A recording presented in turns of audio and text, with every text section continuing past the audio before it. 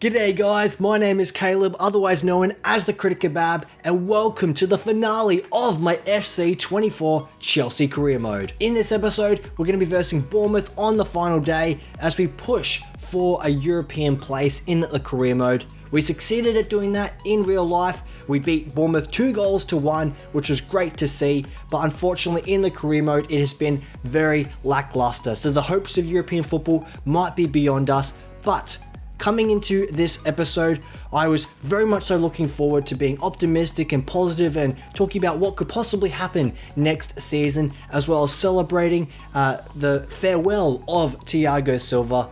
But when I woke up this morning, I was greeted by very rotten news. And that news is Mauricio Pochettino has parted company with the Chelsea Football Club. The owners and the sporting directors do not see him as the candidate to continue this long-term project. And I have lots to say on this, but I want to push it and delay it later into this video because I don't want it to distract from what this video was meant to be about, and it was going to be about Thiago Silva and his farewell from this club. And unfortunately, this episode is a little bit delayed because I have been quite unwell the last couple of days, so I've taken some Nurofen so that my nose is no longer a leaky drain pipe and I can actually articulate something out of my throat and it makes somewhat coherent sense to you guys.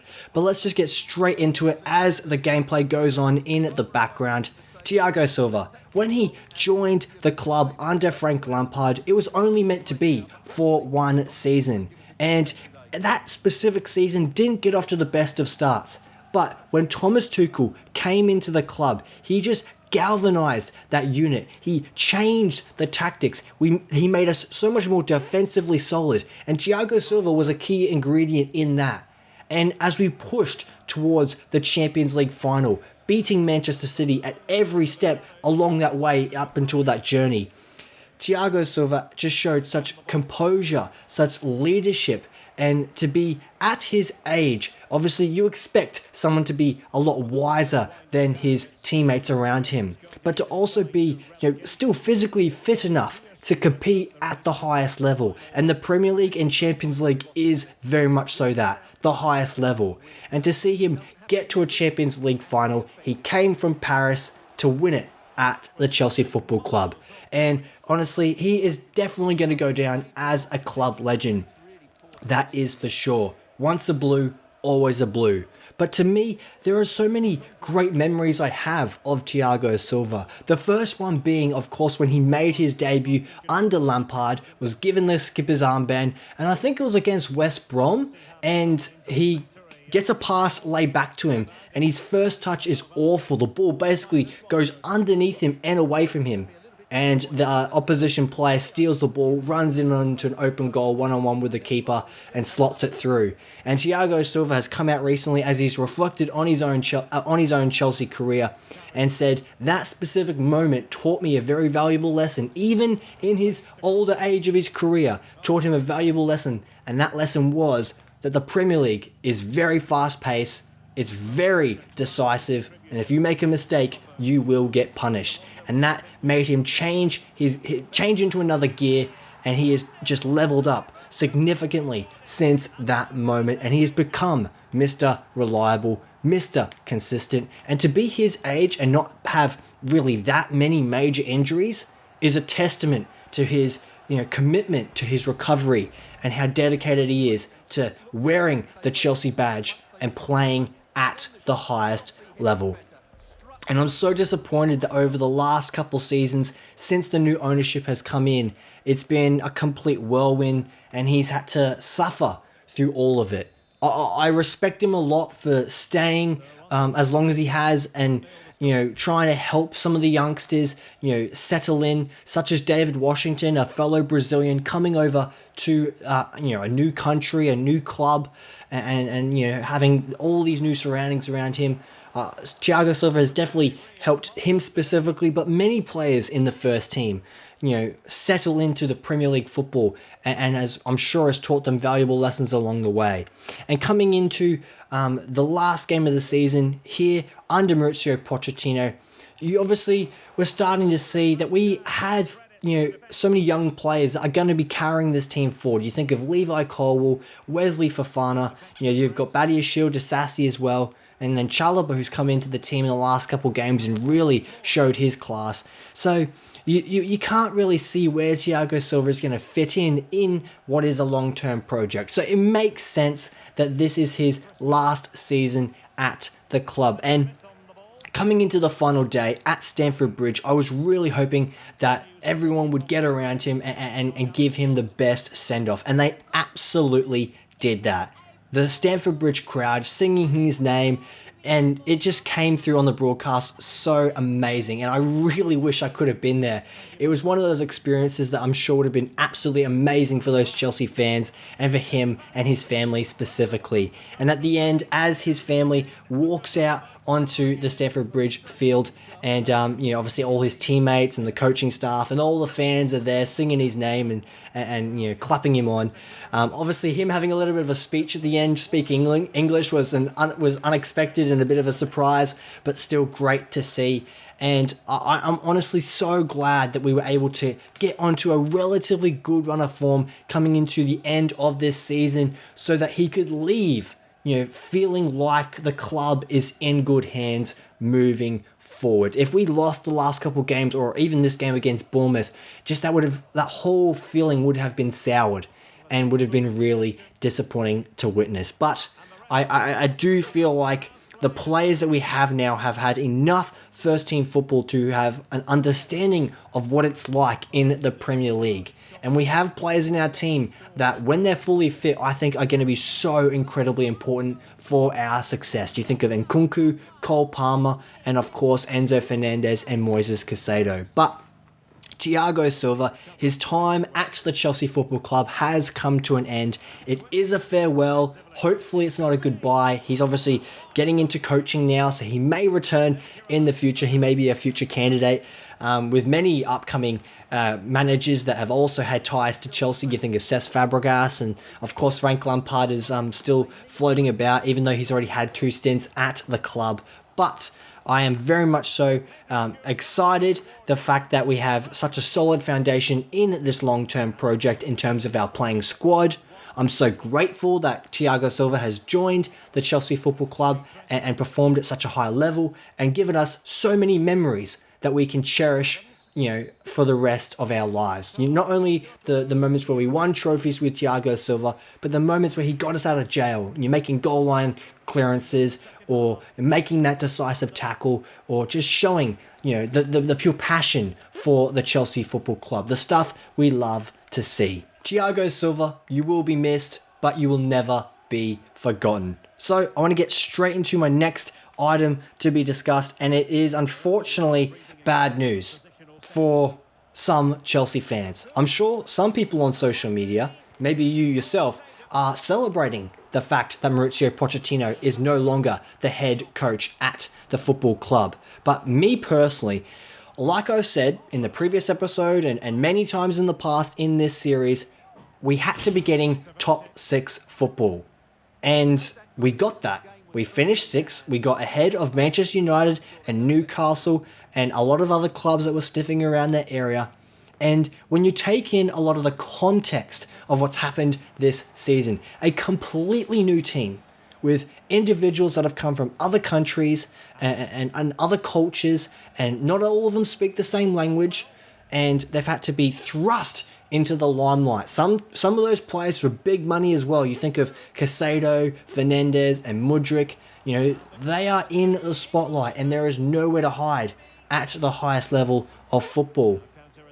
So all these players have, come into the squad with a scattergun, transfer market approach, and a new manager has had to come in, replacing the failure that was Graham Potter, and has had to steady the ship, build a culture, develop a hard-working ethic, and then implement tactics to get the best out of these players. Because it's undeniable that they're all talented, but they just lack a bit of, calmness and composure and a little bit of, critical flair in the attacking third in order to make the right decision when you're given the opportunity. And you think of Nicholas Jackson as the best example of that, as someone who's so talented and does a lot right. His attacking work ethic, and his desire in the attacking third, but his decision making just lets him down. And that has been a consistent theme throughout this season. So Mauricio Pochettino gets dealt this very, unfortunate hand, and he's had to make do.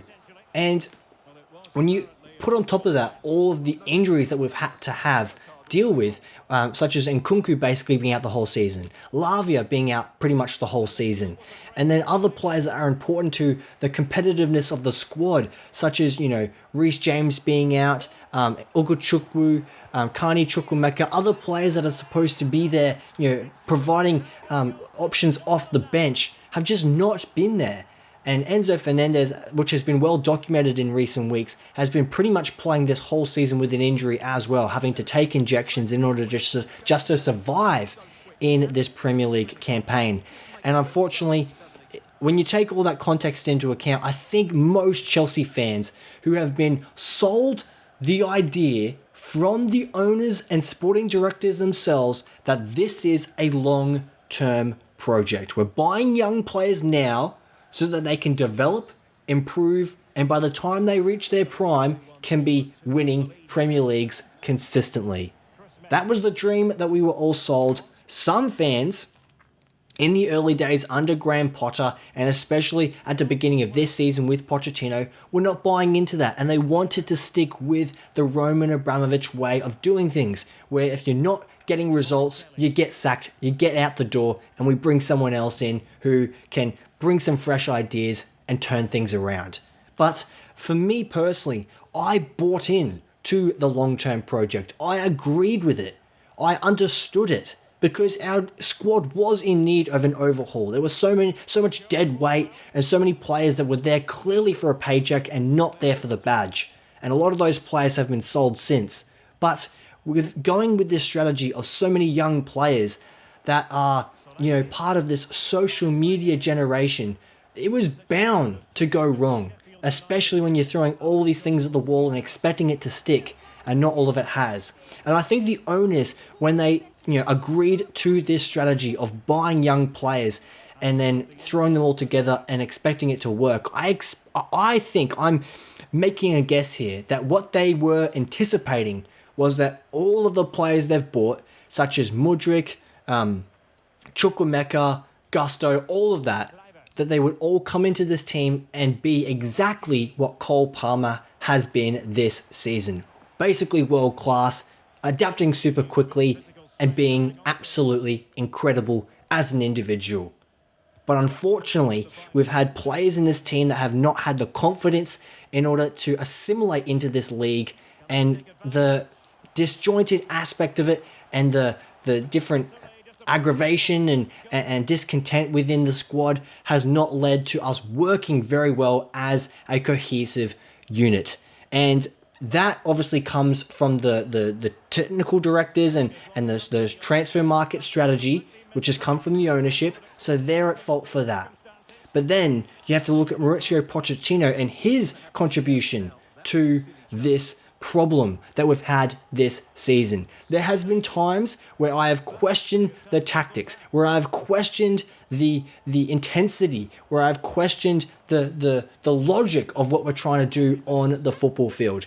There were times against Wolves at Stamford Bridge where we lost that game, where I was very close to being Poch out, where he had to be booted out the door because I just did not trust this man. But then you have that situation at Everton where you see Noni Madueke and Nicholas Jackson acting so petulant and trying to steal the ball off Cole Palmer, the penalty taker. And it was at that moment that I realized this is what Pochettino is having to deal with. And unfortunately, it has just been such a disaster behind the scenes. And I think Pochettino has done the best that he could given the circumstances. And with the intrigue crisis, with all these new players, I think he did the best that he could possibly do, honestly. There were some results that just make no sense. The draws against Burnley and Sheffield, 5-0 against Arsenal was, very disappointing and embarrassing to see. But finishing 6th which coming into this season was what I said was our objective. We had to be getting European football again. And again, when you look at the other teams that are in the European places this season, are we better than Manchester City? No. Are we better than Arsenal? No. Are we better than Liverpool? No. So by that logic, we should be getting fourth spot. And since January, we've accumulated the most amount of points that would put us in fourth spot. So when you look at that, Pochettino has done a really good job. Of course, the beginning of our season, when we were putting all these players into the team for the first time, it was a very poor start where we lost to West Ham and we lost to Nottingham Forest and Brentford, etc. But to have such a poor start to the season and then a really solid end to the season, whereas Tottenham, who have finished above us, had a really good start to the season and then a really poor end to the season, they finished above us. And then Aston Villa as well. You've got to give credit to Unai Emery because he's done a really good job there. But unfortunately, the results that we got along the way, I don't think have given confidence to the ownership, who clearly have this killer instinct and they want to be participating in Champions League football and they want to be winning trophies. And unfortunately, we haven't done that this season. We got close in the Carabao Cup. We got knocked out in the semi-finals when we should have won. And I don't think that's Pochettino's fault. I think that was the players' fault. And we've definitely under-delivered in the Premier League. And there's just a little article that I want to quickly read that came from the Premier League directly. And it's in regard to the Chelsea Football Club and Mauricio Pochettino himself. So obviously Pochettino has said thank you to the Chelsea ownership group and the sporting directors for the opportunity to be part of this football club's history. The club is now well positioned to keep moving forward in the Premier League and Europe in years to come. A lot of his fellow coaching assistants will be departing the club as well. But the thing that has really disappointed me, and when you look at some of the stats here, we've been unbeaten in the last 6 games. And, we had a draw against Aston Villa where we should have won. But when you look at some of the key stats, we scored 77 Premier League goals, which is our 3rd most across a single campaign, behind the 09-10 season and the 16-17 season, both of which ended with them winning the Premier League title. So in terms of goals scored, that's pretty good. It's a lot better than what we did last season. And the other thing that I want to say as well, based off this article, is since Pochettino has come in with the ownership, we've had 5 managers. We've had Thomas Tuchel, we had Graham Potter, we had Bruno Salter for that one game, and then we had Frank Lampard as the caretaker manager for the rest of the season, and then we had Mauricio Pochettino. And to me, the key thing that reveals a lot in terms of that stat there, that we've had 5 managers come and go, is that the owners have this desire, this strict, no negotiation tolerance for failure. And yet they are selling this idea, this pitch that we are a long-term project. And when you look at all the evidence over the last couple seasons of our competitors who have gone on long-term projects, you think of Manchester City under Pep Guardiola, you think of Jurgen Klopp at Liverpool, and you think of most recently Mikel Arteta at Arsenal, the 3 teams that are better than us in the Premier League. They all had time to assemble a team, to develop and ingrain a culture within the starting 11 and the club larger than that. And they've had years to do it, and they have accomplished so much greatness as a result of that. And you could argue that Arsenal haven't exactly got the reward in terms of trophies, but they've had Man City to deal with. So when you have all this evidence piling towards trusting a manager on a long-term project, that would mean you need to find a coach that is going to develop the players and improve and build that culture over many seasons. So the fact that Mauricio Pochettino has parted company with the Chelsea Football Club after only 1 season speaks volumes in terms of the fact that there is clearly a disconnect between the owners the sporting directors and the coaching staff. And whether that's in terms of the recruitment structure, in terms of what players want to be bought and what players need to be sold, in terms of what the expectations are for the club overall, in terms of where we position, does that reflect accurately where we are as a club overall in terms of playing, in terms of players and medical staff and coaches behind the scenes? I don't know. There's lots of question marks to be asked.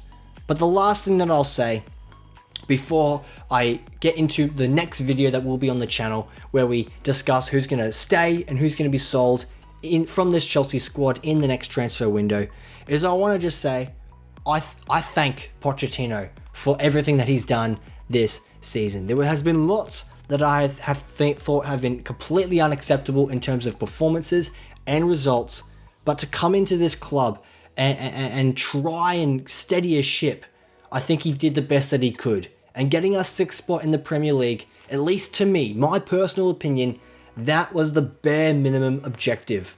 And yes, we've had a trophyless season, and it's been a strange season, and one of our worst in recent memory, that's for sure. But Arsenal have had their best season in 20 years, and still ended up trophyless.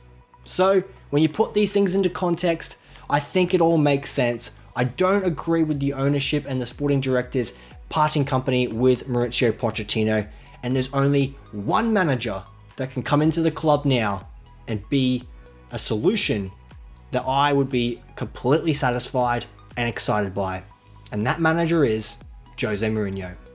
I think he's the man to do the job, bring him back for a 3rd stint, and I want to see him work his magic with this squad. Let me know your thoughts down in the comments below. If you liked this video, smash that like button. Of course, make sure you're subscribed, have the notification button turned on, so that when that video comes out, where we discuss who's being bought and who's being sold, that you do not miss out on it. And this is the conclusion of the FC24 Chelsea career mode on this channel. Thank you very much for watching. I'll catch you in the next video very, very shortly. Come on, you Blues.